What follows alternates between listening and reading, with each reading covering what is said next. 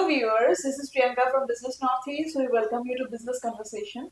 Today we have Mr. Sazzad Alam, who is the Joint Secretary of the Department of Industry, Commerce and Public Enterprises, Government of Assam.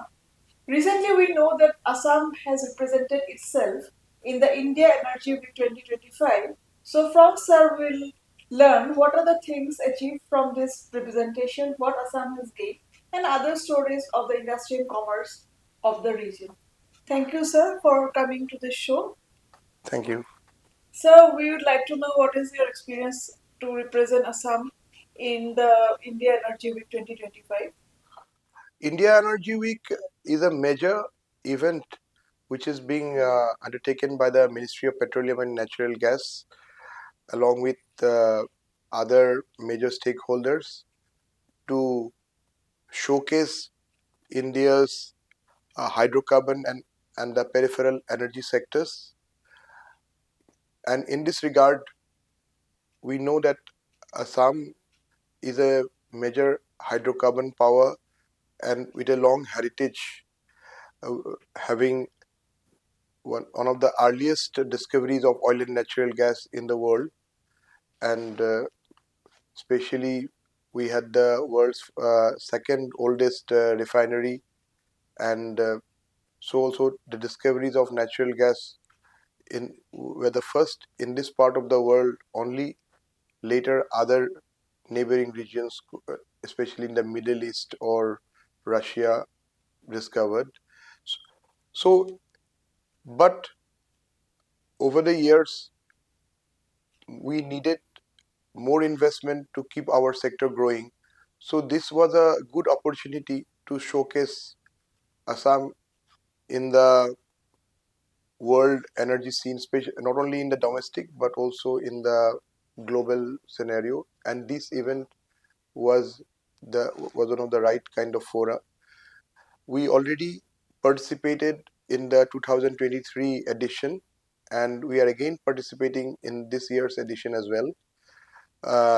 Our modus operandi was quite unique because along with the government of Assam, we got all our state PSUs in this oil and natural gas sector, plus the central PSUs where the Assam government has a bit of share in some way or the other. So we had around 8 to 9 companies cutting across subsectors, and we had the Assam Pavilion, where the Assam story in the energy sector was showcased. Along, we had stalls for all our companies, and especially this year, we also promoted the investment opportunities in the hydrocarbon energy sector, and also inviting such investors to the Advantage Assam 2.0, the Investment Infrastructure Summit, which is going to take place in Guwahati on 25th and 26th of February this year. So, and in addition to the pavilion, we also had a session on Assam in one of the major halls of the convention center, and there we showcased before our aspiring investors and other major stakeholders why there should be investment in the petroleum and natural gas sector in Assam. Okay. So, what are the important decisions taken this time in the Energy Week so far as Assam industries are concerned? As far as decisions are concerned, it is rather what activities were undertaken will be a better way of putting it. So the Assam Pavilion attracted a lot of direct and indirect stakeholders. Somebody who was providing some kind of an equipment for the pipelines, for drilling, for everything. So these people were there. Some of the major energy players were there. So some of the peripheral players were there. So they came here. They studied. Because they were also encouraged to invest in Assam. So plus we also invited people from the Ministry of Petroleum and Natural Gas and other such vendors of our oil companies to participate in the Assam session. So our objective was quite clear to encourage them to invest in Assam, manufacture manufacture their equipments or whatever items they were providing to our oil and natural gas companies right here in Assam. So they will save on transportation. They will have a ready market. So that was what we intended to do, and we did achieve uh, quite a fair amount of success in this regard. Okay. Sir, as Assam is moving towards Advantage Assam 2, what are the preparation that is going on? Can you please elaborate to our viewers? Now, Advantage Assam session, which will be in 2.0, which will be inaugurated by none less than our Honorable Prime Minister, uh, has two aspects. First, we have a different sessions, plus we have got the exhibition which will showcase, and the third aspect is obviously the MOUs and the investment incentive initiatives which it will trigger.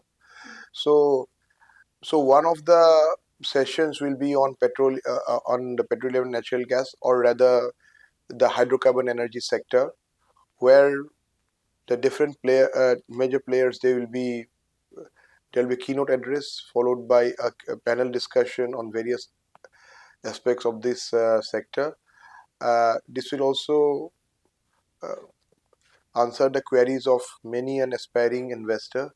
So besides many of our oil majors, they will be having, like Oil India Limited or IOCL, having their exhibition halls in the exhibition space. So they will also perhaps attract a lot of people to the Assam energy sector, and we do hope a lot of MOUs will also be signed, not only with the public sector companies but also with the private sector companies in the exploration, the equipment supply, or even in the distribution side of this sector.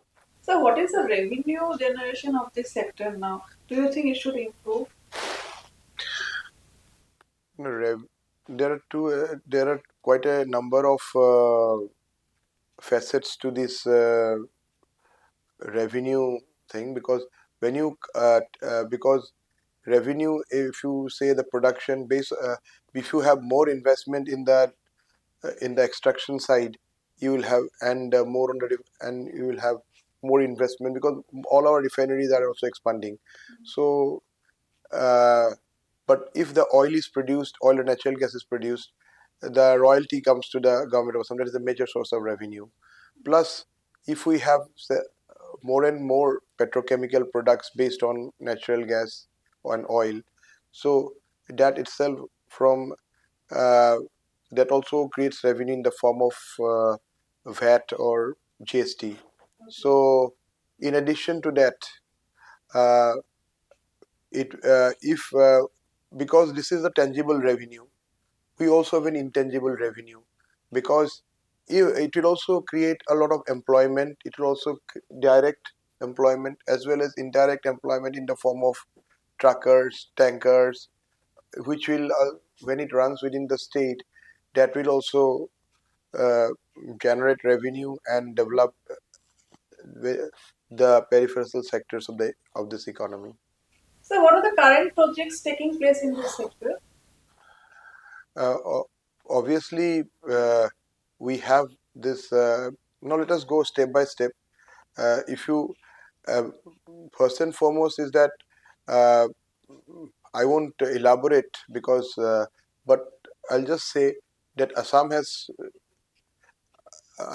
two basins, sedimentary basins, where we have we know that there is oil and natural gas beneath.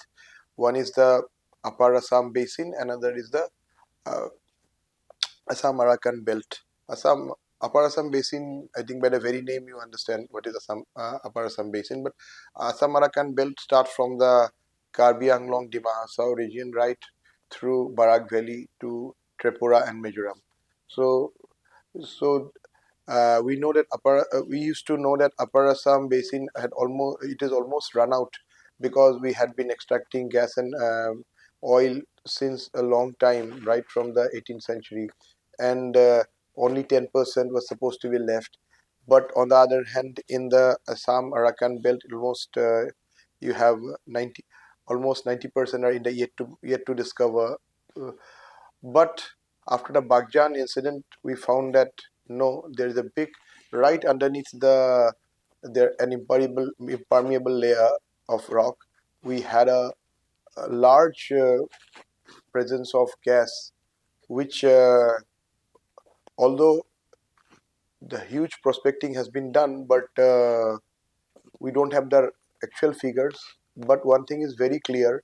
So uh, that there is a huge amount of natural gas is waiting to be discovered. Although earlier only 10% was left, but below it now a huge amount is there. So, but beyond the but although prospecting is not yet complete, but all the gas companies have started uh, uh, having large enhancements in their production.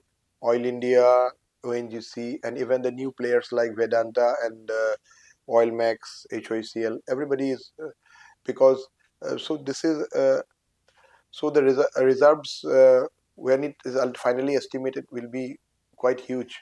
So this requires investment in this sector. This requires uh,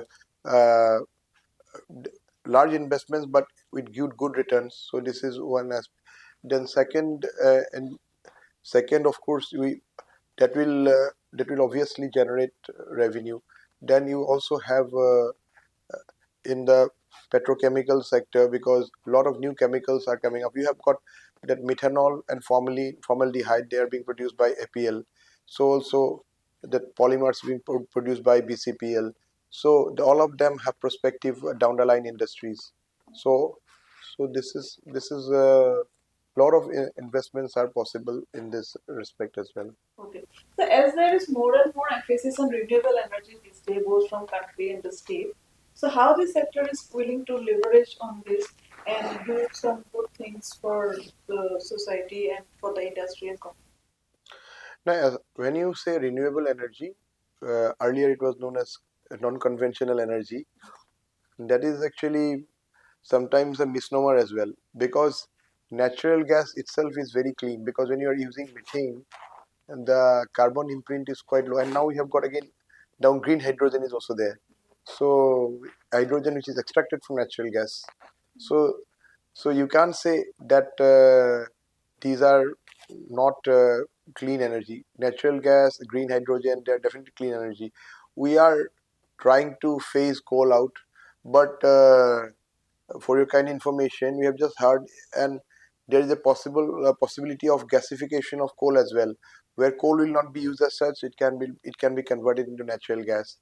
So, and another thing I think you might be aware is that there is now the concept of blending your petrol, diesel with you with um, bioethanol and biodiesel respectively.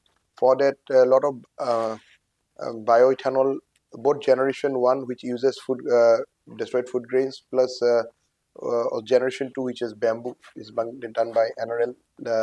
When the plants are being set up. So there is a gradual increase in the blending of bioethanol with petrol. So there is also a prospect of using biodiesel like Jethrofa and other things with diesel. So third is even natural gas. We have something called the compressed biogas, which is which can be produced from your bio waste and cow dung and all those things besides napier grass. So this biogas can be slightly processed and ultimately then the gas which will emerge will be the same as normal natural gas. They can through the network which is being set up they can be put into the gas grid as well. So, uh, so the CNG or other forms of natural gas they can be combined with compressed biogas, and obviously this will this is going to bring in a lot of clean energy. So this we the both the Ministry of Petroleum and Natural Gas as well as the state government are very much committed to having this green fuel in its various forms. And obviously, uh, even I think even AGCL, which primarily relates to gas, they're also setting up one large solar plant based on uh, uh, based in, I think, in Upper Assam. So these so renewable energy and is not the alone the answer, but is a combination. It is different forms of clean energy. Okay. So, what are the challenges this sector is facing in the current time? Yeah, this is a very good question. Uh, the the first and foremost reason is the every. I think we generally say that the Newton's third law has a lot of has a lot of similarity in the, or you can in the practical world, every action has an equal and opposite reaction. But I would also like to say that the Newton's first law is also like that, because nothing unless you apply something is in a body or is at rest, unless you apply some force, it doesn't work. So everything is inert unless you make some effort. For example, here the inertia comes in the form of the coal being much cheaper to natural gas, the changing to natural gas also implies uh, that higher prices to be paid, because natural gas is now currently much more costlier than coal. So the pricing is one thing. Then having the right kind of technology for extraction. Then you have then taking it to every nook and corner. That is another thing. Then another thing is that, of course, attitudinal change is also a major challenge. But as you said, nothing is permanent in this world but change. So you have to change. You have to change, and nothing is, and no change is better than change for the better. Okay. So, what are the future plans? Like 5 to 10 year hence, where we will see this sector? What will be the No, there will be obviously there will be much greater use of natural gas, because there will be obviously coal is hard to find. You are finding tragedies while mining of coal, this rat hole mining. Even that is beyond a tragedy. You have got pollution, and coal also has sulfur. Sulfur is a so desulfurization is also a big process. So now then you can say number one. Obviously there will be greater use of natural gas even compared to petrol. When petrol is used, definitely there will be more blending. Now obviously, why can't we have bioethanol? Bioethanol alone, that is not again possible, because bioethanol is very volatile. It may not you cannot keep it intact.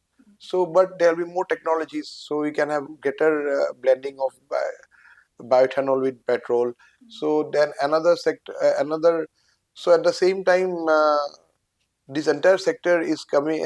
When you are saying renewable energy, obviously with larger deposits of lithium being discovered within the country, so we also expect that electrical vehicles will also see uh, a massive surge in its production in use. So already a lot of even we have our own electric vehicle policy, which where we are promoting electrical vehicles. I think you have seen ASTC is also having a large fleet of electric buses, which has really benefited the people. So so this is of course the cost of running an operation of a electric vehicle is much more. So electric vehicle. Then another thing, of course, we don't have in this country much in this country, but having a hybrid vehicle where you may have petrol, CNG, and sometimes even your electric vehicle part. So this kind of vehicles may be in the offing. There will be a lot more focus on energy efficiency and clean energy in the coming years. Okay. Thank you so much, sir, for the information. So viewers have learned a lot from this interview. So keep watching Business Northeast for more such information. Thanks again.